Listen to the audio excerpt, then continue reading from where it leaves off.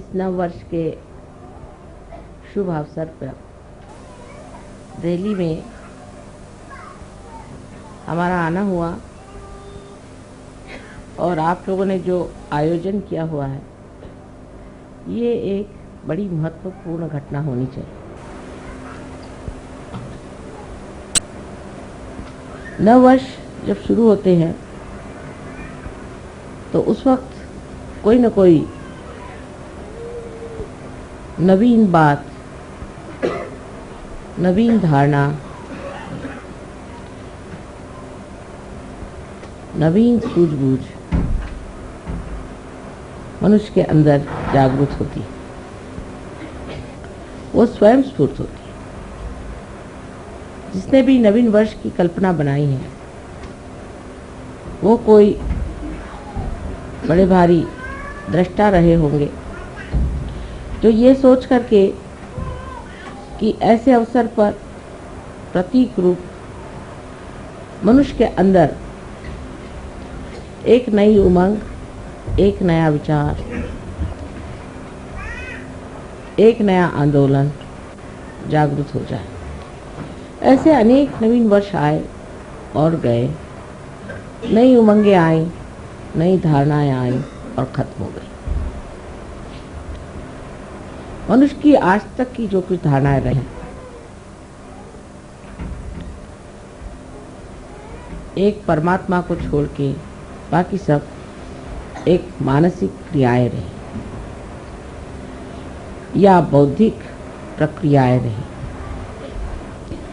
मनुष्य अपने बुद्धि से जो भी ठीक समझता था, उसका आंदोलन एक नवीन कल्पना समझ करके चलाता था। वो आंदोलन कुछ दूर तक जाके फिर न जाने क्यों हठात उसी विशेष व्यक्ति को और उसी समाज को या उस समय में रहने वाले लोगों पर आघात करता है। इसका कारण क्या था, ये लोग नहीं समझ पाते, लेकिन आज हमें इसका साक्षात बहुत ज़्यादा अधिक स्पष्ट रूप से हो रहा है। जैसे कि धर्म की व्यवस्था हुई। धर्म की व्यवस्था में मनुष्य ने जब भी बुद्धि और मानसिक शक्तियों का उपयोग किया तो बुद्धि के दम में वो एक वाद विवाद के क्षेत्र में बढ़ गया और अनेक वाद विवाद शुरू हो गए। अगर सत्य एक है तो पंथ इतने क्यों हुए, इतने धर्म क्यों हुए, उन धर्मों में भी इतने और भी जाति भेद क्यों हो गए। ऐसे भेद करते करते न जाने दुनिया में कितने ही गुट जम गए हैं, जिसका समझ में नहीं आता है। किसी से पूछते हैं कि आप साहब कौन धर्म के हैं, तो आपको ऐसे धर्म का नाम बताएंगे कि जो आपने कभी सुना भी नहीं। ऐसे धर्म धीरे धीरे मेरे ख्याल से हर एक नवीन वर्ष में ही उत्पन्न होते गए, क्योंकि मनुष्य की बुद्धि हर एक नवीन वर्ष में कोई न कोई नया उमंग लेकर पैदा हो। इसी प्रकार हमारे बुद्धि से राजनैतिक क्षेत्र में भी बहुत सी नई नई उमंगें आई और मनुष्य ने नई नई बातें निकाली। जैसे शुरुआत में माना गया कि चलो एक राजा ही रहे तो अच्छा है, राजा सबको समझ लेगा और राजा से ही सबको बड़ा लाभ होता है। फिर देखा कि जिसको राजा बनाया वही दुष्ट निकला, उसी ने सताना शुरू कर दिया। फिर कहा नहीं, राजा तो ठीक नहीं, इसकी जगह ऐसा करो कि प्रजातंत्र चीज शुरू। फिर उन्होंने प्रजातंत्र शुरू किया। प्रजातंत्र में देखा गया कि हर एक आदमी अपने को बिल्कुल ऐसा समझता है कि वो स्वयं ही उस प्रजा का संस्थापक है, संचालक है और करता है। अब आप देख रहे हैं कि अमेरिका में कितना आतंक मचा हुआ, किस कदर हिंसाचार वहाँ चढ़ा। अगर पढ़ते हैं तो आश्चर्य होता है कि इस प्रजातंत्र का हाल ऐसा क्यों हो गया, ये तंत्र सारा गड़बड़ क्यों। वही हाल बाद में आप कम्युनिज्म जो आया वो उसकी एक समझ लीजिए कि दूसरी एक नवीन उमंग लेकर के संसार में आया कि अब हम एक नया ऐसा संसार बसाएंगे के जिसमें सब मनुष्य में समानता आ जाए, उनमें कोई भी तरह का फ़र्क न रहे, खाने पीने में हर चीज़ में एक जैसा हो जाए, और उसके अलावा उसको कोई स्वतंत्रता न रहे। अगर वो स्वतंत्र हो गया तो स्व के तंत्र में वो गड़बड़ हो जाता है, इसलिए उसकी स्वतंत्रता हटा दी जाए। क्योंकि मनुष्य को जब एकदम मूर्ख समझा जाए तभी ऐसा हो सकता है, फिर मनुष्य मूर्ख नहीं है, वो तो हर जगह उसको आप जितना दबाएगा उतना वो खोपड़ी पे चढ़ेगा। तो ये भी चीज़ कुछ बन नहीं पड़ी, वो भी नहीं बनी, ये भी नहीं बनी। इस तरह से जहाँ देखते हैं वहीं आतंक है। धर्म के मामले में तो आप देख रहे हैं कि किसी के धर्म की हालत देख करके लगता ही नहीं कि परमात्मा भी कोई चीज़ हो सकती जो एकमय हो, वो केवल हो, इसके लिए सब लोग आपस में सर काट रहे हैं, सबको मार डाल रहे हैं। तो ये कारण क्या है? जब चीज़ आपकी एक बहुत ही ज़्यादा सुष्ट रूप से नवीनतम संसार में आई है, तो इस नवीनतम चीज़ में और इस नाविन्यपूर्ण चीज़ को इस कदर गंदी, मैली, कुचैली करके क्यों संसार में आँखों में नज़र आ रही है, उसका ऐसा हाल क्यों हो रहा है? क्या वजह है कि जो चीज़ इतनी उदात्त, महान, और उसको शुरू करने वाले भी बड़े महान और उदात्त रहे हैं, वो सब के सब जा कर के आज कहाँ पहुँच गए? जैसे अमेरिका में मैं सोचती हूँ कि बहुत बड़े इंसान हो गए, इनको हम कहते हैं अब्राहम लिंकन, बहुत बड़े आदमी थे, रियलाइज सोल थे, उन्होंने सीधी चीज़, इतनी बढ़िया चीज़ संसार में ला दी, इतना बड़ा काम कर दिया। लेकिन अब जो है वहाँ देखते हैं तो सोचते हैं जो उन्होंने किया था पता नहीं उसको किस तरह से इन लोगों ने एकदम विद्रूप और कुरूप करके रख दिया। एक ये बात हो गई। दूसरे अगर आप देखिए तो कम्युनिज्म भी जिस लेनिन और मार्क्स ने बनाया था वो भी रियलाइज सोच थे, उन्होंने भी जो सोचा था वो भी हितकारी चीज़ थी, वो हित के जगह अब सबका ही थी। और या धर्म के भी जो संस्थापक हुए सब भी बड़े उदात्त और बहुत महान लोग थे, और उनको भी कोई कह नहीं सकता, उनकी तरफ कोई निर्देश करके नहीं कह सकता कि इन्होंने कोई गलत काम किया हो या इन्होंने कोई गलत धारणा से चीज़ को शुरू, ऐसी बात नहीं। लेकिन आखिर आगे जाकर के वो चीज़ ऐसी क्यों? हीरा जो था वो जाकर के कीचड़ में कैसे मिल गया? हीरा तो जहाँ है हीरा ही रहना चाहिए, लेकिन ये तो हीरा जो आया सो पूछ करके जैसे उसका बिल्कुल ही तोड़ करके, उसको मरोड़ करके और उसको कीचड़ ही बना। और सभी दूर ये चीज़ें देख कर बड़ा आश्चर्य होने लगता है कि इस तरह की जितनी भी उदात्त चीज़ें आई। अब साइंस आया संसार में, लोगों ने कहा अब साइंस आया, अब तो हम लोग के सारे प्रश्न हल हो गए, और उस सब प्रश्न हल होने के बाद में और अब हमें कोई चीज़ की चिंता नहीं करनी चाहिए और सब चीज़ ठीक हो जाएगी। सो तो बात नहीं, हमने एक राक्षस बना के रख दिया है, एटम बॉम्ब, हाइड्रोजन बॉम्ब, ये वो अपने खोपड़ी पे खड़े कर दिए। इधर उससे ही बनी हुई ये प्लास्टिक और ये नायलॉन और ये सब इसके पहाड़ के पहाड़ खड़े कर दिए। ये सब चीज़ें जो सुविधा के लिए बनाई थी इतनी असुविधाजनक हो गई, इसे दुनिया भर की बीमारियां आ गई, आफतें आ गई। आखिर क्या वजह, क्यों इस तरह से हो गया? ये सब जो चीज़ें ये सब हित प्रणीत थी, हित को लेकर थी, हितकारी बनाई गई थी। उसी से मनुष्य की नवीन उमंगें आई, उसी से उसने सोचा कि मानव के उद्धार के लिए चीज़ बनाई जाए, वही उसके उद्धार की जगह उसको पूर्णतया नष्ट करने की। इसका कारण क्या हो सकता है?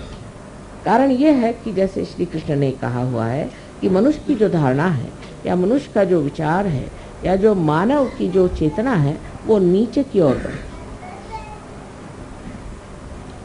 और धीरे धीरे वो धूली में मिल जाए। ये उन्होंने कहा नहीं, ये मैं कह रही, क्योंकि आज वो साक्षात है उसमें। श्री कृष्ण ने भी जो धारणाएं रखी वो भी धूली में मिल, राम ने जो रखी वो भी धूली में मिल गई। उसके बाद जिन्होंने भी कोई धारणा रखी जो कि बिल्कुल सत्य स्वरूप थी, सत्य का ही अंग प्रत्यंग थी, वो सब धूली में मिल गई। इसका कारण यह है कि जब ये मनुष्य के दिमाग के घड़े में पड़ती है तो उसमें कोई ऐसी विषारू वस्तु है कि जिससे यह सब चीज़ विष में हो जाती है। ये विषारी वस्तु क्या है जिससे इस तरह का कार्य होता है? वो है इसकी सीमाएं। हर चीज़ की सीमा होती है, इसी तरह बुद्धि की भी सीमा होती है, और इसीलिए इस सीमा में बंद करके वो चीज़ घुट करके और नष्ट हो जाती है। जैसे कि अंगूर का सुंदर स्वाद वाला रस भी अगर एक घड़े में बंद कर दिया जाए तो उसमें उसकी शराब बन के उसका नशा चढ़ जाता है। उसी प्रकार मनुष्य के मस्तिष्क में जो कि सीमित है, लिमिटेड है, उसमें ये अनलिमिटेड चीज़ें डाल देने से एकदम नष्ट हो जाए। इसका मतलब ये नहीं कि मनुष्य का मस्तिष्क ही कुछ खराब है। इसका मतलब ये है कि ये जो मस्तिष्क है इसकी सीमाएं तोड़नी होगी, इसकी सीमाएं बढ़ानी। मनुष्य की चेतना जो है वो व्यापक करनी पड़ेगी, इतनी व्यापक होनी चाहिए कि उसके अंदर सत्य समा सके और वो खुली होनी चाहिए। इसका लक्ष्य क्या है? उधर ध्यान हमारा हटते जाता है। जब चीज सीमित होती जाती है तो इसका लक्ष्य क्या है? उधर हमारा ध्यान नहीं जाता। हर चीज का लक्ष्य था कि मनुष्य का हित हो। और हित क्या चीज है? इसमें श्री कृष्ण ने बताया कि हित वो है जो आत्मा का कल्याण करे। अब आत्मा स्वयं ही कल्याणमय है, लेकिन कल्याण करे माने आत्मा से हम लोगों का कल्याण हो। लेकिन जब आत्मा हुआ है तो हमारा कल्याण कैसे हो सकता? आज का जो नवीन वर्ष है ये विशेष बात है, क्योंकि आज की जो बात हम कर रहे हैं, आज का जो हम सहयोग का कार्य कर रहे हैं, ये हम अपने मस्तिष्क को विस्तीर्ण करें, महान करें, जिसको कि श्री कृष्ण ने कहा है कि विराट का स्थान जो है वो इस मस्तिष्क में है। इसके अंदर उसके उन जड़ों को हम जागरूक कर रहे हैं। वो जड़ें जागरूक होने से ही सत्य को पूरी तरह से अंदर शोषित कर सकते हैं, एब्सॉर्ब कर सकते हैं। मनुष्य की जो सीमित प्रकृति है वो खुल जा सकती है। लेक्चर देना तो बहुत आसान है कि आप मनुष्य के हित के लिए ये करो, हित के लिए वो करो, लेकिन होता नहीं।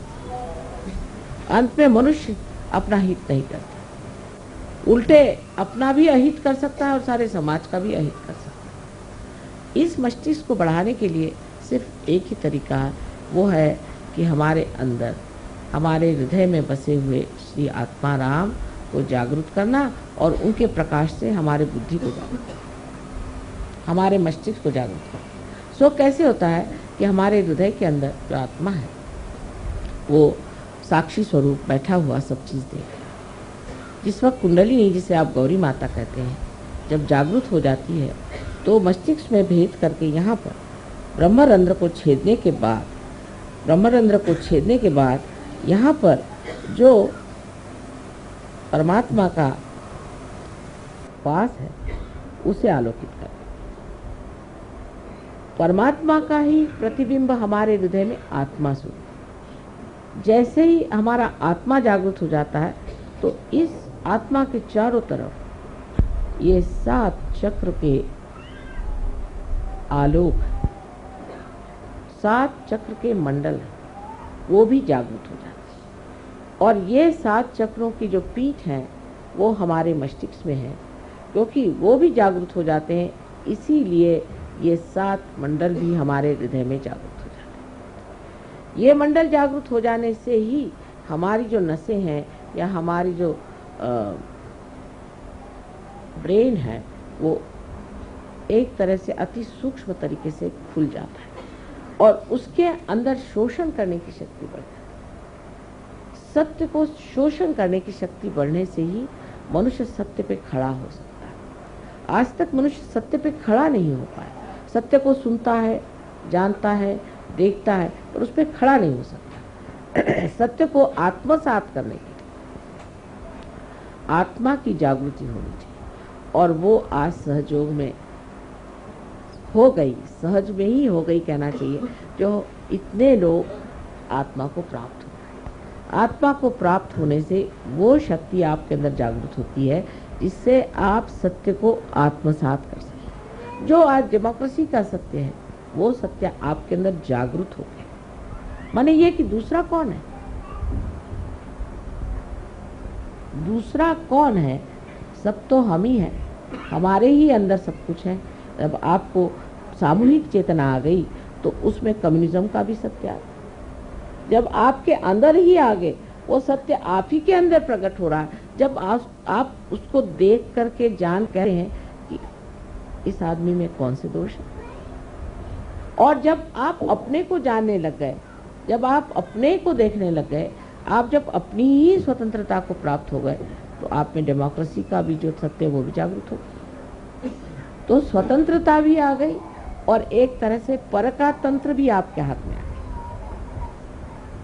दूसरों का जो तंत्र है वो भी आपके हाथ में आ गया और आपकी स्वतंत्रता भी आप जान पड़े, क्योंकि अपना भी स्व का तंत्र आपने जाना। शिवाजी कहते थे स्वधर्म ओळखाओ, स्व का धर्म जानो। स्व का माने अपने आत्मा का धर्म आप जानो, और आत्मा का धर्म जो है कहने को तो स्व है, लेकिन ये जागतिक विश्व का आत्मा है। जो विश्व का आत्मा है वही हमारे हृदय में बसा हुआ है। उसमें जागते ही जो विश्व की भावना, जिसको कि हम एक बड़ा भारी उदात्त उदाहरण और उसको बहुत बड़ी एक फिलॉसफी समझते थे, एक तत्व ज्ञान के रूप से जिसे जानते थे, वो साक्षात हमारे अंदर विराजमान हो, वो हमारे अंदर चमक गया। हमें उसके लिए कहीं कोई किताब पढ़ने की ज़रूरत नहीं, किसी को जानने की ज़रूरत नहीं। देखते साथ जानते हैं कि ये कहाँ है, ये कहाँ, इनका क्या चल रहा, उनका क्या मामला हो रहा। यहाँ बैठे बैठे आप सारी दुनिया को जान सकते हैं। इसमें कोई बड़ी भारी आश्चर्य की बात नहीं, कोई विशेष बात नहीं। अगर आप मेरे लिए कहेंगे तो मुझे तो ये लगता है मैंने तो कुछ कहा नहीं, क्योंकि मैं जैसी हूँ सो हूँ ही, वो तो अनादि से ऐसी ही हूँ, तो मेरी कोई विशेषता इसमें नहीं है। विशेषता आप लोगों की, जो आपने इसे जाना, माना और पाया। लेकिन सहयोग का ज्ञान प्राप्त करने पर उसका अंत नहीं होता। ज्ञान तो हो गया, ज्ञान होना माने आपके नर्वस सिस्टम पे उसे जाना, ये तो हो गया। नर्वस सिस्टम पे आप जानते हैं कि दूसरों को क्या तक शिकायत है और आपको क्या शिकायत है, ये तो ज्ञान प्राप्त हुआ। जो लोग उल्टी तरीके से चलते हैं वो सोचते हैं ज्ञान करना माने ये कि हमें बुद्धि से जानना है, बुद्धि से हमें जानना है। बुद्धि से जानना माने क्या कि हम अब किताबें पढ़ के जान लेंगे, या हम किसी गुरु के पास बैठ करके जान लेंगे, या किसी के उपदेश सुनने से हम जान लेंगे। सो नहीं जान सकते। ज्ञान का मतलब है कि आपके नर्वस सिस्टम में से जाना, यही ज्ञेय शब्द है, यही वेद है, यही विद है, यही बोध है, यही बुद्ध है। यानी आज आप बुद्ध हैं क्योंकि आपको बोध हो गया। बोध होने का मतलब ये नहीं किसी ने बोध पिला दिया आपको, हाँ भाई ऐसा करो, ये करो, वो करो, और उससे पहले जो कुछ भी आपको बताया गया वो सब व्यर्थ ही हो गया। किसी ने बताया हाँ साहब आप सवेरे खाना मत खाइए, शाम को खाना खाइए। किसी ने कहा सवेरे खाइए, शाम को मत खाइए। कुछ ऐसी वैसी सब बातें चलते चलते लोग पहुँचे कि साहब समझ में नहीं आता। कोई कहते सवेरे खाओ, कोई कहते रात को, कोई कहते इधर करो, कोई कहते वो करो, और कुछ बनता ही नहीं। लेकिन जो बोलता है उसके तो कोई चरित्र में विशेषता नहीं आई, उसका तो कोई स्वभाव नहीं बना। सो महावीर जी के इसमें मैं अभी कल ही मुझे ये चीज़ मिली, महावीर जी ने कहा है कि पहले ज्ञान को प्राप्त करो। तो सब जितने भी जैन लोग थे उन्होंने सोचा ज्ञान को प्राप्त करना माने किताबें पढ़ो, ये पढ़ो, वो पढ़ो, सम्यक ज्ञान फलाना ठिकाना। सम्यक ज्ञान कहने से क्या सम्यक ज्ञान आने चाहिए? वो तो अंदर जागृति से आएगा ना। सम्यक माने इंटीग्रेटेड। जब तक आपके सारे चक्र इंटीग्रेट नहीं होंगे तब तक सम्यक ज्ञान नहीं आ सकता। तो उनका भी विचार जो था वो खत्म कर दिया। पहले उन्होंने कहा ज्ञान आना चाहिए। अब ज्ञान में चल पड़े। हमारे यहाँ एक से एक पंडित मराठी में कहते पढ़त मूर्ख, पढ़ पढ़ के मूर्ख बन गए। पढ़ी पढ़ी पंडित मूर्ख बन। सो वो निकलता ही नहीं खोपड़ी में से। जो सीखा हुआ तो इतना होता है कि कभी कभी कोई पढ़े लिखे लोग आते तो उनसे कहते ऐसा करिए आप 2 दिन तक आप बोलते ही रहिए, जो कुछ भी आपके खोपड़ी में पहले आप मुझे बता दीजिए। जब खोपड़ी से निकल जाएगा तब फिर बात करें, क्योंकि दूसरे ही सब घुसे ही इनके सर में, तो इनको कैसे घुसाया जाए। ये इस प्रकार हमारी जो बुद्धि है उसके चक्कर ऐसे चल पड़ते हैं कि जो चीज़ बताई, जो लक्ष्य है उससे हटके पहली चीज़ उन्होंने बताई ज्ञान। ज्ञान प्राप्त, ज्ञान प्राप्त करने का मतलब क्या? ज्ञान प्राप्त करने का मतलब होता है बोध। सो कैसे होगा? किसी ने ये नहीं पूछा कि ज्ञान कैसे प्राप्त होगा। श्री कृष्ण ने भी साफ तरीके से नहीं कहा कि कुंडलिनी का जागरण होना चाहिए। वो जमाना नहीं था। सिर्फ अर्जुन से उन्होंने बात करी, क्या दुनिया के लिए नहीं की थी कि अब लोग बैठ करके सबको गीता सुनाते हैं, सिर्फ अर्जुन के लिए था। अर्जुन एक रियलाइज सोल था, उससे बात करी, और नॉन रियलाइज से तो उन्होंने बात नहीं करी, एक अर्जुन से बात करी। और वो सारे अब दुनिया भर को आप जिन्होंने जिनका रियलाइजेशन नहीं हुआ, जो अंधे हैं, उनसे आप बताइए कि हाथ में आपके सांप है, आप छोड़ दीजिए, आप छोड़ दीजिएगा, कभी नहीं छोड़ सकते। तो शुरुआत ही नहीं हुई किसी चीज की, अभी शुरुआत ही नहीं। जब शुरुआत हुई तो आपने देखा कि हाँ चीज ठीक है, आंख खुलती बाप रे हाथ में सांप है, आपने छोड़ दिया। लेकिन उल्टे लोग सांप ही को पकड़े रहेंगे जब तक अंधापन है। अंधेपन का मतलब है कि बोध नहीं है, आपकी नसों में अभी तक वो सामूहिक चेतना का बोध नहीं। जब तक ये बोध एक नया आयाम, एक नया डायमेंशन है, ये जब तक आपके अंदर जागरूक है, कोई सा भी सत्य सुनने के लिए बड़ा अच्छा लगता है, एंटरटेनिंग जिसको कहते हैं, बड़ा मनोरंजन, लेकिन वो घुसता नहीं अंदर, वो बैठता नहीं अंदर। सुनने के लिए लेक्चर सुन लेंगे और जा करके जब वो खत्म हो जाएगा तो फिर जहाँ थे जैसे थे। अब पहली चीज जो बोध की हुई, तो बोध के बाद ही आपका चरित्र अपने आप बनता है। उसमें भी उन्होंने गड़बड़ कर दी कि चरित्र बनाओ, चरित्र बनाओ। अब चरित्र बनाने में उनका भाई चरित्र बनाओ, किसी ने कहा अच्छा पगड़ी बांधो, किसी ने कहा काशाय वस्त्र पहनो, किसी ने कहा कि बोधी रखो, किसी ने ईसाइयों ने कहा कि वो इस तरह की हैट पहन के घूमो, पता नहीं क्या क्या। अब वो सब कर रहे, सारे कर्म कांड कर डाले और देखा कि नर्क की ओर घुसे चले जा रहे हैं सब कर्म कांड करके, सब नर्क की ओर रास्ता बना चला जा। कोई सा भी ऐसा धर्म मैंने आज तक नहीं देखा कि जो स्वर्ग की ओर आरोहण हो रहा, सभी नर्क की ओर सीधे चले जा रहे।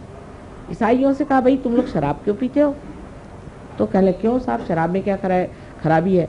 ईसा मसीह ने शराब बना करके और लोगों को पिलाई थी। मैंने कहा कब बनाई थी? कल एक शादी में गए थे, वहाँ लोगों को उन्होंने वाइन पिलाई थी। अब हिब्रू भाषा में वाइन कहते हैं इसके रस को, अपने द्राक्ष के रस को, अंगूर के रस को कहते हैं वाइन, हिब्रू भाषा। अब सोचिए कि अकल लगाने की बात है, जो एक क्षण में कोई चीज़ बन जाए वो कैसे अल्कोहल हो सकती है, वो शराब कैसे हो सकती है? अल्कोहल को तो सड़ाना पड़ता है, बगैर सड़ी हुई चीज़ होती है ना अल्कोहल। सड़ा हुआ अंगूर ही बना सकते हैं ना, वो सड़ने के लिए तो टाइम चाहिए। उन्होंने तो ऐसे हाथ रखा और दे दिया। जैसे आपके माँ के साथ भी हुआ, अभी हम रोम गए थे तो वहाँ जिस गवर्नमेंट ने काफ़ी मदद की और उन्होंने कहा कि इनका आप ब्रॉडकास्ट करिए, तो वो जो डायरेक्टर साहब थे उन्होंने कहा हमें आप पहले रियलाइजेशन दीजिए तब हम फिर आपका सब करेंगे। अच्छा ठीक है। तो हमने कहा अच्छा ज़रा पानी मंगाओ, पानी में हमने हाथ फेरा तो उन्होंने पिया, तो कहते ये पानी है क्या? मैंने कहा क्यों?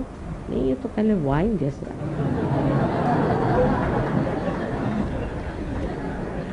बार बार पूछे ये पानी तो नहीं, तुम वाइन तो नहीं दे रहे? जी मैंने पानी दिया। अच्छा फिर पिए, फिर वो कहे बार बार, फिर उन्होंने अनाउंस भी किया। उसके बाद उनके टीवी में भी उन्होंने कहा साहब उन्होंने मुझे पानी में हाथ डाल के दिया तो वो वाइन के जैसा टेस्ट है।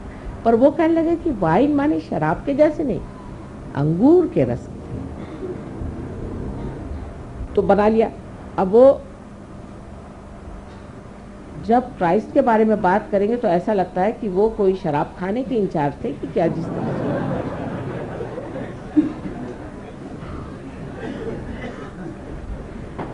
उसी प्रकार हरेक धर्म में, अब सिख धर्म में बताया गया कि आप अपनी रक्षा के लिए कृपाण रखें, इसलिए क्योंकि उस वक्त उन पे हर तरह के आघात होते थे।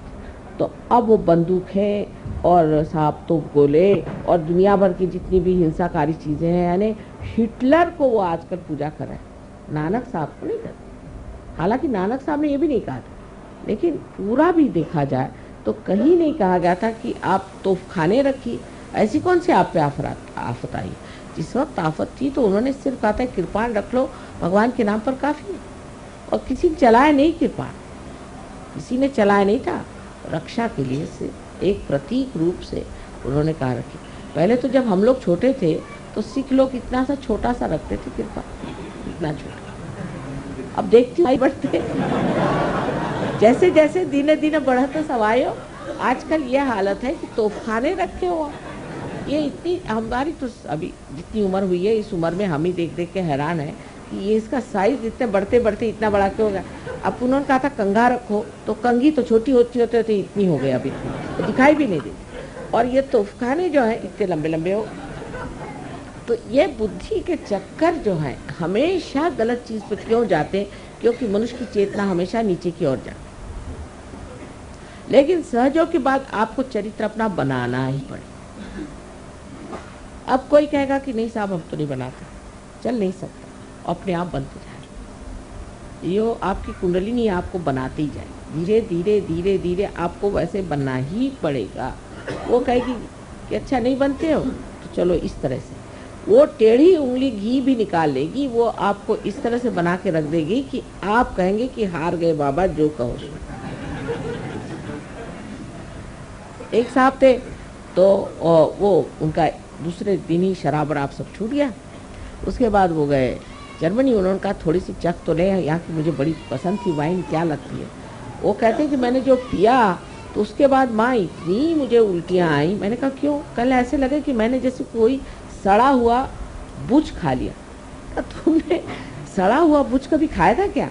तो कह ले नहीं, जब हम लोग डॉक्टर है ना, कभी बुझ खोलते हैं तो उसकी स्मेल जो आती, मैंने सोचा कि वो सारा मैंने खा लिया। और उल्टी पे उल्टी, उल्टी पे उल्टी, कह ले मेरे खून निकल आया, इतनी उल्टियाँ हुई। मैंने कहा कान पकड़े, आज से कभी नहीं छूंगा ये शराब। मैं तो कुछ नहीं कहती ना, मैंने उल्टी करवाई, लेकिन आप ही स्वयं साक्षात सत्य पे खड़े हैं, उसे मैं क्या करूँ? आप ही स्वयं स्वच्छता में खड़े हैं। अगर आप स्वच्छ हो जाए तो आपको कोई गंदगी नहीं अच्छी लगेगी, अपने आप ही चीज़ घटित होने लगती। शुरू में बहुत तकलीफ़ें होती हैं, कुछ लोगों को तो बहुत ही परेशानी होती है इसमें आने में। किसी में ईगो आ जाता है तो वो अजीब सा कूदने लग जाता है। मैं देखती रह जाती हूँ कि अभी तो अच्छे बैठे हुए थे, अभी बंदर के जैसे कूदने लगे। फिर किसी में देखती हूँ कि एक तरह की बड़ी घृष्टता आ जाती है, किसी में बड़ा गुस्सा आ जाता है, किसी में कुछ होता है, पर धीरे धीरे धीरे धीरे वो मुलायम होते जाते हैं और चीज़ सब बनती जाती है। वो कैसे बनती है, क्या बनती है, वो मैं आपको नहीं बताऊँ, लेकिन वो बनती है। क्योंकि बताने पर आप लोग घबरा जाएंगे। उसके तौर तरीके जो हैं बहुत नाजुक हैं, लेकिन हैं बड़े कठिन। जैसे कि हम लोग कभी नहीं सोचते हैं कि किस तरह से फूल खिलते हैं, फिर किस तरह से उसके साथ कांटे आ जाते हैं, किस तरह से पेड़ बनते हैं, कैसे सुंदर सुंदर पत्तियों के आकार विकार बनते जाते हैं। ये हम कभी नहीं सोचते। जब होता है तो देखते हैं हाँ कितना निसर्ग सुंदर है, इतने निसर्ग रम्य स्थान में हम आ गए, सब ये सोचते रहते। लेकिन ये नहीं सोचते कि ये कैसे बनी होगी, कौन सी शक्ति ने बनाया होगा, किस सुंदरता से बनाएगा, और उसके पीछे कितनी स्फोटक, कितनी भयंकर शक्ति भी हो सकती है। कुछ न कुछ ऐसी भी चीज़ हो सकती जो इस चीज़ को बनने को रोके तो उसको घात करने वाली होनी चाहिए। ऐसी कोई न कोई शक्ति और भी उसके साथ जुटी हुई है जो हर समय उसकी सुरक्षा के लिए और रक्षण के लिए खड़ी। अनेक स्थल पे आपको इस तरह से अनुभव आते रहेंगे, आपके चरित्र में। एक साहब थे, उन्होंने सहयोग के बाद सब छोड़ दिया, लेकिन सिगरेट ज़रा छूटी नहीं। तो एक दिन वो मोटर में जा रहे थे और लोगों के साथ, और सिगरेट पी रहे थे। सिगरेट पीते पीते उनके मोटर में एक्सीडेंट हुआ। किसी को कुछ नहीं हुआ, उनकी सिर्फ ये उंगली विशुद्धि की थोड़ी सी काट दी। तब वो समझ गए बात क्या थी। इस प्रकार धीरे धीरे चीज़ों से, शिक्षाओं से आप सीखते जाते हैं कि हमारा चरित्र जो है ज़रा इधर उधर जा रहा है।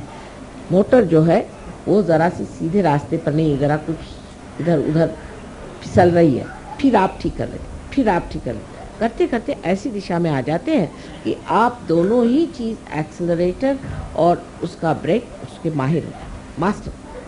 वो मास्टरी जब आ गई तब समझ लेना चाहिए कि आप ड्राइवर हो। अभी सिर्फ ड्राइवर हो, अभी मास्टर होने के लिए आपको निर्विकल्प में उतरना चाहिए। जब आप निर्विकल्प में उतर जाते हैं तब आप गुरु महाराज हैं। मैं आप सबको नमस्कार करती हूँ। सब आप लोग गुरु हो जाए, अपने ही गुरुत्व करके, अपने ही को सिखाकर, अपने ही को समझाकर। आप गुरु ऐसे वैसे नहीं हुए। दूसरों को सिखाना बहुत आसान है, लेकिन जिस तरह से हमारे कॉलेजेस में पहले टीचर्स के पास हम पढ़ते हैं, फिर जाके प्रोफेसर से पढ़ते हैं, मेहनत करते हैं, फिर हम गुरु होते हैं। इसी प्रकार सहयोग में भी पहले अपने ही ऊपर उसका सब अनुभव करके, उसका पूरा प्रयोग एक्सपेरिमेंट करके फिर हम गुरु होते हैं। और जब हम गुरुत्व को आ जाते हैं तब फिर हम जानते हैं सबका कि हाँ हम भी ऐसे ही थे, तुमको हम जानते हैं। हाँ हाँ ऐसे ही हमारा था, यही मामला था, हम सब जानते हैं, ये सब दे रहे। तब फिर बहुत आसान हो जाता, तब आप गुरु हो जाते हैं। और इसको कहना चाहिए कि सहज का जो चरित्र बनना और सहज में ज्ञान को प्राप्त होकर के उसमें ये चीज़ जब तक नहीं आती है तब तक मनुष्य में उसकी विशेषता नहीं। लेकिन अब आप देखेंगे कि जिस वक्त आप गुरु हो जाते हैं तब आपको पता होता है कि अभी हमें कमियां हैं, तब आपको कोई न कोई तपश्चर्या करनी।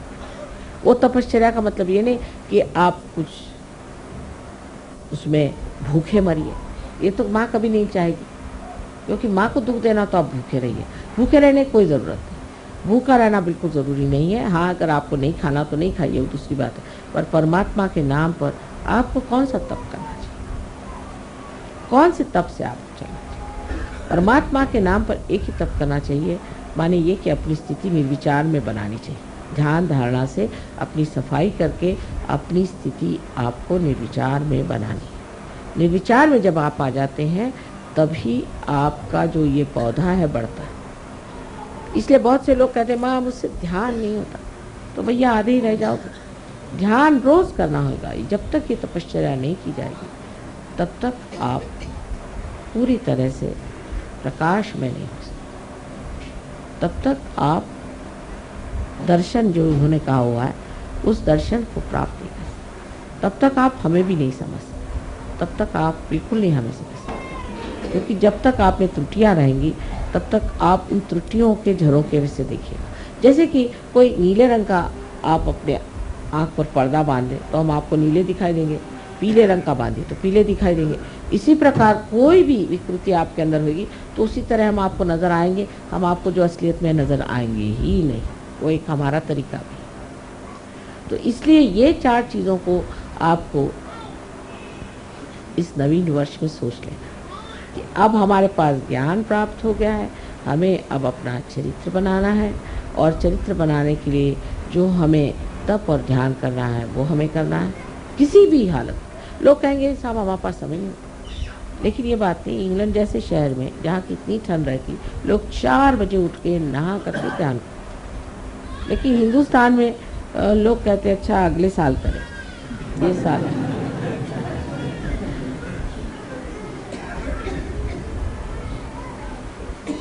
और जैसे जैसे हम उत्तर की ओर बढ़ते हैं लोग तो सोचते हैं कि अरे क्या ज़रूरत है, हम तो कैलाश की तरफ बैठे हुए हैं, हमको क्या ज़रूरत। ये दक्षिण वाले करते रहे मेहनत, हम तो उत्तर में बैठे हैं। उत्तर प्रादेशिक लोग जो हैं, तो जितने भी उत्तर में लोग बैठे हैं उनको पता होना चाहिए कि हालांकि कैलाश उत्तर में है लेकिन दृष्टि उनकी दक्षिण में है, इसलिए उनको दक्षिण मूर्ति कहते हैं। इसलिए चाहिए कि आप लोग भी अपनी ओर उनकी दृष्टि लाएं। उनकी दृष्टि आपके ओर लाने के लिए थोड़ी सी योग्यता होनी चाहिए और उस योग्यता में शुद्ध इच्छा होनी चाहिए। यही गौरी स्वरूपा कुंडलिनी आपके अंदर जो शुद्ध इच्छा है उसको आपको जागरूक करना है। जो चीज़ मिसिंग है जो हमारे यहाँ, जिसके बारे में हमें सतर्क होना चाहिए, उसे कहते हैं डिसिप्लिन। दुनिया भर के कायदे कानून हमें आते हैं, आधा वर्ष कैसे कहना और आप आइए हमारे गरीब खाने कैसे कहना, ये सब लेकिन ये चीज़ हमें नहीं आती है कि हमें अंदर का जो डिसिप्लिन है वो लाना पड़ेगा। अंदर का डिसिप्लिन वो इसलिए नहीं आया है कि गंगा यहाँ बहती है, गंगा जी किनारे रहते हैं तो हमको कौन छू सकता है। जिस देश में गंगा बहती है हम उसके बासी हैं, अब हमको कौन छू सकता है। इस तरह के अहंकार की भावनाओं से मनुष्य का जो डिसिप्लिन का पार्ट है वो चला गया। वो बहुत ज़रूरी हमारे यहाँ बैठना है। और दूसरी चीज़ यहाँ राजकीय आंदोलनों की वजह से जो कि आजकल बहुत ज़्यादा बढ़ गए हैं, न जाने कितनी पार्टियाँ हो गई। रोज़ ही ये देखती हूँ एक पार्टी आ गई। जब मैं आती हूँ तो मैं पूछते भाई कितनी पार्टियाँ हो गई, सब बता दो, मुझे तो कोई समझ भी नहीं आता। परसों एक साहब मिले तो वो पूछने लगे आप कौन सी पार्टी में हैं। मैंने कहा भाई मैं तो कोई पार्टी में नहीं हूँ। तो कह ले मैं फलानी पार्टी में हूँ। मैंने कहा अच्छा ये किसकी पार्टी मुझे बता दीजिए, मुझे तो आज तक मैंने कान पे भी नहीं सुना किसकी पार्टी। तो उन्होंने कहा पहले वो पार्टी थी, फिर उसकी ये पार्टी हुई, फिर उसकी इतनी पार्टियां हुई, करते करते 16 पार्टी पे, उसमें से एक पार्टी में वो हुआ। मैंने कहा नमस्कार, मुझे ये ज्ञान नहीं था सब चीज़। तो ये सब चीज़ होने से हम भी पार्टीबाजी। और आज जो दूसरा दिन है वो बड़ा ही सुंदर है। आपसे पहले ही मैंने बताया था कि हमें अब भाई बहन का रिश्ता तो समझ में आता है, लेकिन भाईचारा कम, भाईचारे का रिश्ता कम है।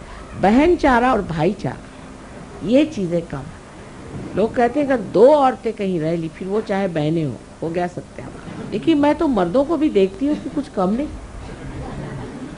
अब इनकी लड़ाइयाँ और तरह की होती, औरतों की दूसरी तरह की होती। आदमियों की लड़ाइयाँ जब शुरू होती है तो कुछ समझ ही में नहीं आता है कि इसका स्वरूप कहाँ से पैदा हुआ, कुछ अजीब सा ही। जैसे कि अब एक साहब आए, कहने लगे कि माता जी मुझे बड़ा प्रश्न हो रहा है कि ये जो साहब आए हैं, ये साहब सहयोग में तो आए, लेकिन ये तो थोड़े दिन हुए आए, अब आए तो ये कैसे इतना बोलने लगे सहयोग के। भैया उनको ज़्यादा समझता तो बोलने लगे, उसमें क्या हर्ज है, आपको क्या ऑब्जेक्शन है, आप भी बोलिए, आप बोलते क्यों नहीं। अब वो सब ऑर्गेनाइज करने लग गए और हमें तो कोई चांस ही नहीं मिला। आप करिए ना, आप भी करिए, सब कर सकते। ये आदमी का तरीका है। औरत का और है कि देखिए वो गाना गा रही थी और हमको गाने को चांस ही नहीं दिया।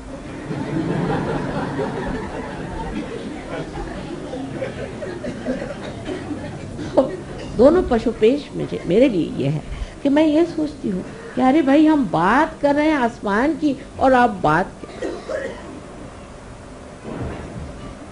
हम कर रहे हैं कि जाके आपको सितारे बना करके आकाश में हम चमकाएं, और आप लोग मिट्टी के दिए के बराबर भी नहीं बात करोगे तो फिर मैं क्या आगे बोलूँ। मैं तो अवाक रह जाती हूँ जब ये बातें सुनती, मुझे बड़ा आश्चर्य होता है। ये मेरी गर्दन खींच रहे हैं, वो मेरे दबा रहे हैं, वो वहाँ जा रहे हैं, वो ऐसा कर रहे हैं। सबसे पहली बात है माँ को खुश करने के लिए, सबसे पहले आपस में आप भाईचारा और बहनचारा, ये सबसे प्रथम चीज़ आपको मेरी कहने की है कि मेरे लिए आपको अगर वाकई आनंद देना है तो पहले भाईचारे। अब सहयोग का भाईचारा जैसे चलता है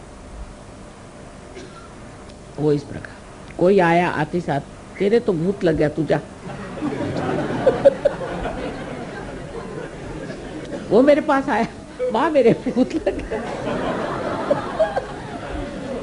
मैं कहती हूँ तुमको किसने बताया, वो गया था मैं, उन्होंने बताया तेरे भूत लग गया, माँ मेरा भूत निकालवा रही। मैंने कहा तुम उन्हीं को कह दो कि तेरे भूत लग गया, तोरे को भूत नहीं लगा, कहा है मेरे पीछे पड़ा, नहीं उन्होंने बता दिया मेरे भूत लग गया। दूसरा आएगा कि जो देखो वही मुझे कहता है कि तेरा ये चक्र पकड़ रहा है, माँ मेरा ये चक्र पकड़ रहा है। अरे मैंने कहा भाई तुम क्यों उसको कह,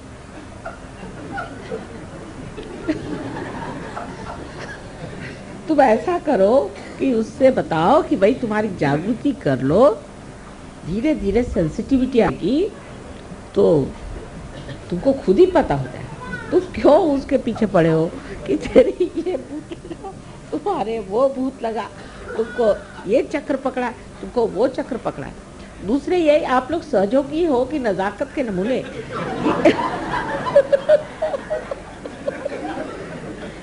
कि एक घर भूत आया तो सारे सहयोगी भाग खड़े हो गए। अरे पूछा कहाँ भाग रहे हो, कहने लगे भूत आ गया।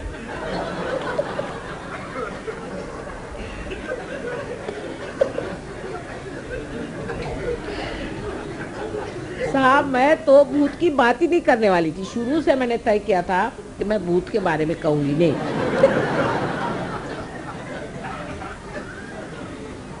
लेकिन जब अमेरिका गई तो एक देवी जी ऐसी थी कि वो जब मेरे पास आई तो उनसे मैंने कहा देखो तुम्हारे गुरु बड़े ऐसे कुछ थे और तुमको कुछ न कुछ सिद्धि देंगे तो इससे बच के रहना। जब लौट के आई तो देखती हूँ कि देवी जी क्या 3-3 हज़ार 4-4 हज़ार आदमी आते हैं, उनके यहाँ चांदी के बड़े बड़े घड़े बने हुए हैं, उससे उन्होंने मेरे पैर धोए, उनके घर ले गई और सब दूर देखती भूत बैठे हुए। तो मैंने कहा भाई ये क्या कर रही हो, तो लोगों ने बताया कि ये तो घोड़े का नंबर बताती है और ये पैसा किसी का गया तो वो बताती है और मारती है हाथ में चाबुक देके लोगों। मैंने कहा माई तू घर पे आ, उसको घर पे बुलाया। तो मैंने कहा अच्छा बताओ इनके बारे में बताओ, उनके बारे में बताओ। जो बताया सो झूठ। तो घबरा गई, कहती माँ आपने मेरे सब क्या शक्तियाँ ले ली? मैंने कहा बेटे तुम्हारी अपनी शक्ति थी तो सर आँखों पर, लेकिन ये तो किसी और की शक्ति थी जो भाग खड़ी हुई मेरे सामने। लेकिन मुझे तो परम चाहिए। मैं कहा अच्छा ठीक है 3 बार कहो। अरे परम चाहिए परम चाहिए।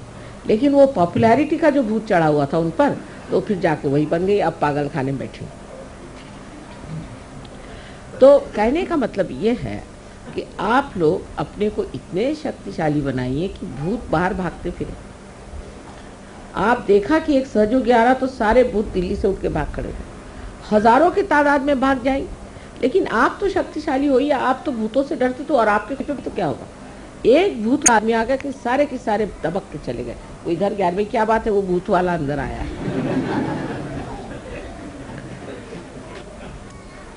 तो ये भाईचारे की बात। अब उसका कारण क्या है? हम अशक्त क्यों है? क्योंकि हमारे अंदर संघ शक्ति है।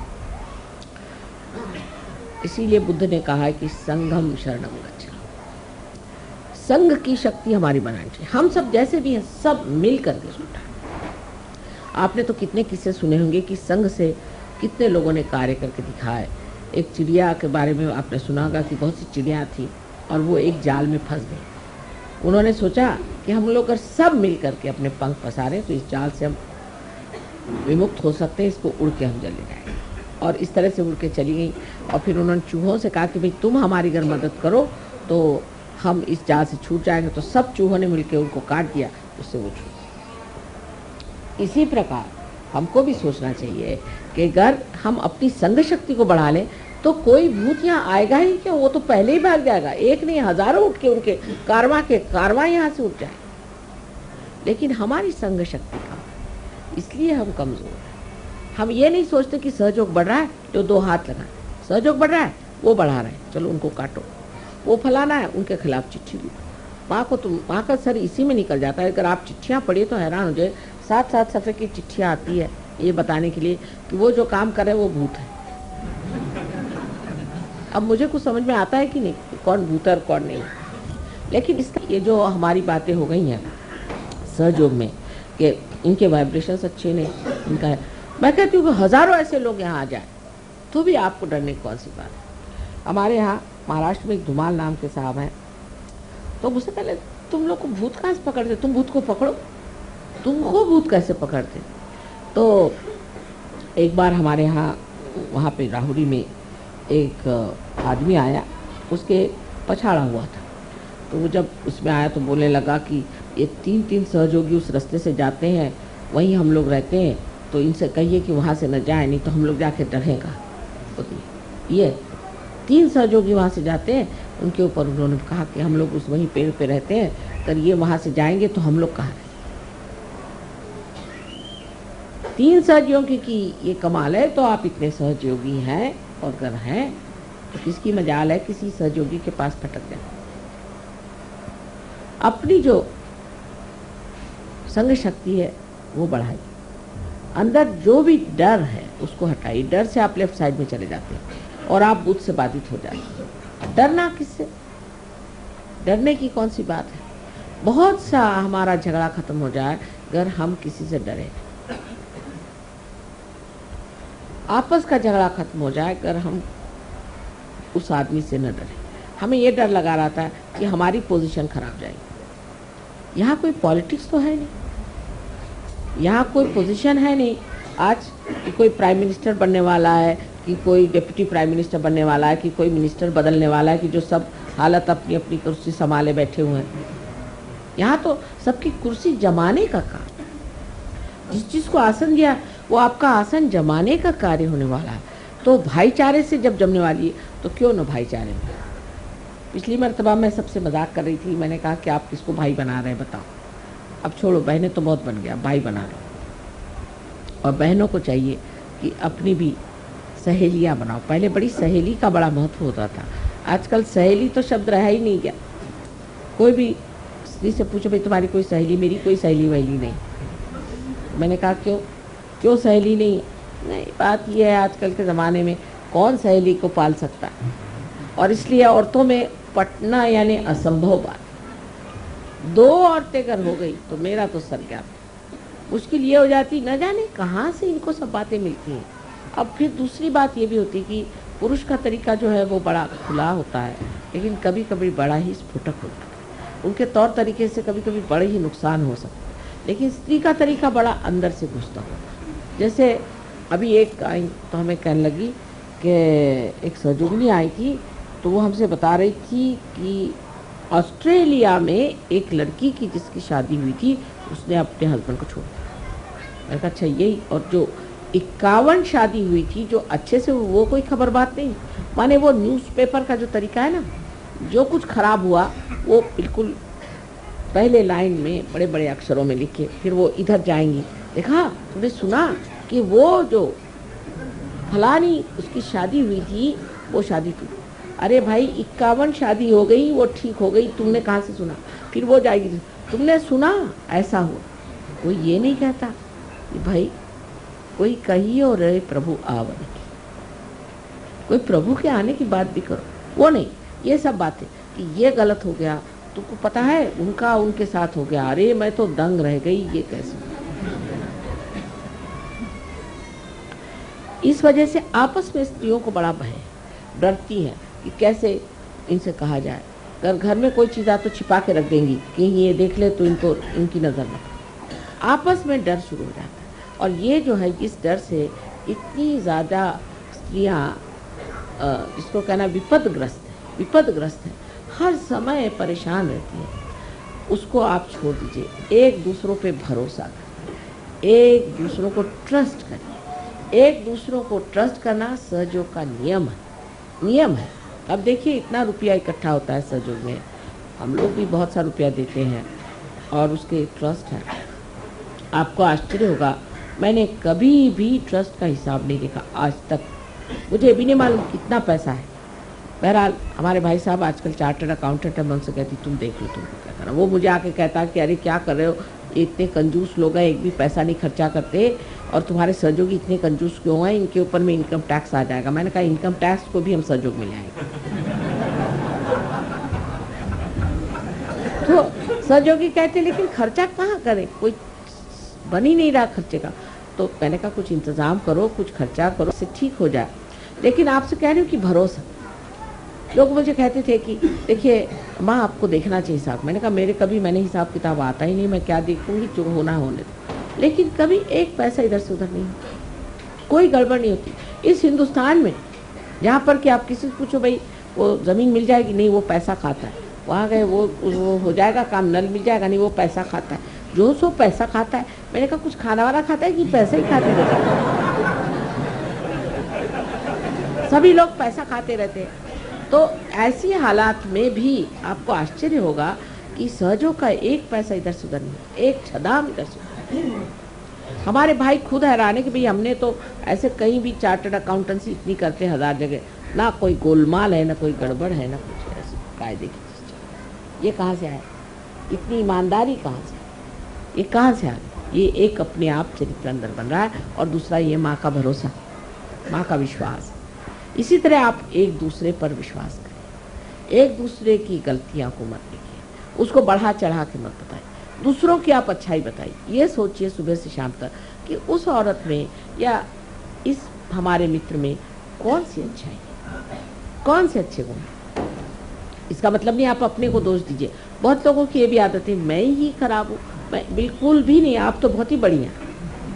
पहली चीज़ आप अपना दोष मत देखिए, लेकिन ये देखिए कि दूसरे आदमी में अच्छाई क्या है, उसके अच्छे गुण क्या है, उससे आप प्लावित हो जाएंगे, उससे आप नरिश हो। लेकिन आप दूसरों के दोष रोज गिनते रहेंगे, सारे दोष आपके अंदर नजर आ जाएंगे।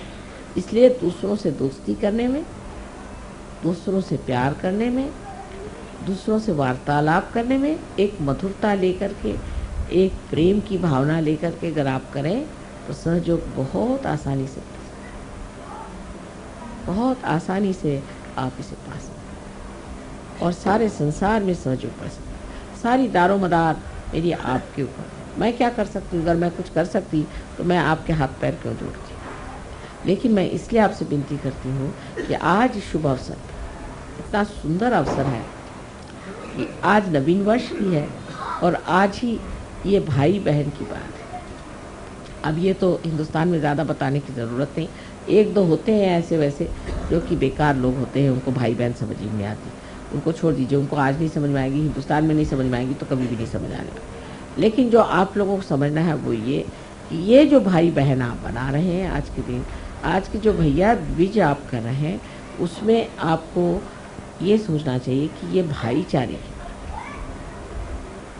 इस देश में भाईचारे पर अनेक गाथाएं लिखी, किस तरह से लोगों ने मिलजुल करके काम किया। सारा गांधी जी का आंदोलन, सारे 42 का मूवमेंट, सोचिए कितना त्याग लोगों ने किया। अब तो हमारे फादर खुद इसमें पड़े हुए थे, आपसे मैंने पहले भी बताया। तो यह हालत थी कि महलों में रहते रहते फिर जाके झोपड़ी में रहो, लेकिन सारा शहर हमारी साथ, सारा शहर। किसी दुकान में जाओ, अरे आप क्या पैसे दे रहे हैं, पैसे देने बाद में आपके बाप आएंगे।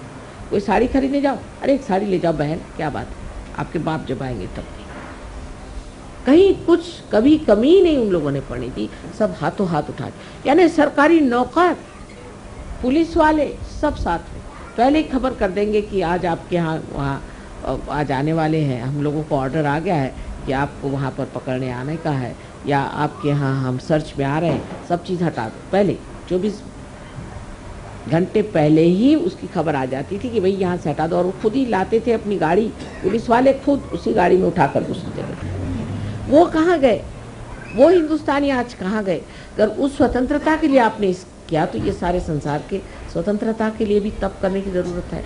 और सबसे बड़ा तप ये है कि आपसी प्रेम, आपसी समझदारी, आपसी एक तरह की एकता, आत्मीयता। कोई बीमार पड़ गया दौड़े जाओ सारे, कोई किसी को आफत आई सब दौड़े जाओ। कोई भी चीज़ का शेयरिंग हो याद आना चाहिए। जैसे मुझे आप लोग कभी कभी मिठाई देते हैं, कुछ देते हैं, तो मुझे ख्याल आता है कि मैं तो खा रही हूँ, लेकिन सहयोगियों को सब जगह मिठाई शायद नहीं मिलेगी। और मुझे फिर कभी ख्याल आता है कि लंदन के सहयोगियों को ये वाले लड्डू बड़े पसंद, तो आज नहीं खाएंगे, फिर छोड़ दीजिए। ऐसा ही मन करता है कि क्या है, सारे लंदन के सहयोगी ये लड्डू बहुत शौक से खाते हैं, अब जाएंगे तो बना के उनको खिलाएंगे तभी खाएंगे, तो खाने को बनेगा। इस तरह की एक आत्मीयता, एक अंतर इतनी समाधानकारी होती है, इतनी आनंदमय होती है। अपने लिए जीने का जो एक तरीका है वो छूट करके सबके लिए जीने का जब तरीका आ जाता है, तभी मनुष्य विशाल हो जाता है। और ये विशालता आप प्राप्त कर सकते हैं सहयोग से। और आज इस नवीन दिवस पर ये विशेषता का एक संदेश अपने हृदय में रखना चाहिए कि आज से हम बहुत विशाल हो जाए और ये विशालता हमारे हृदय में बसे, और इससे हम सारे जितने सहयोगी, हम सब भाई बंद ही नहीं, एक माँ के बेटे हैं, एक सूत्र में बांधे हुए, अत्यंत सुंदरता से संजोए हुए प्यारे प्यारे सब फूल।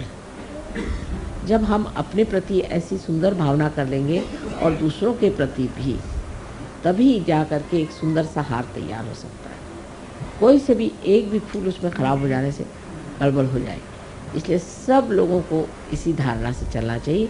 और हमारा अनंत आशीर्वाद है कि आप सब लोग इस विशेष रूप को प्राप्त करें।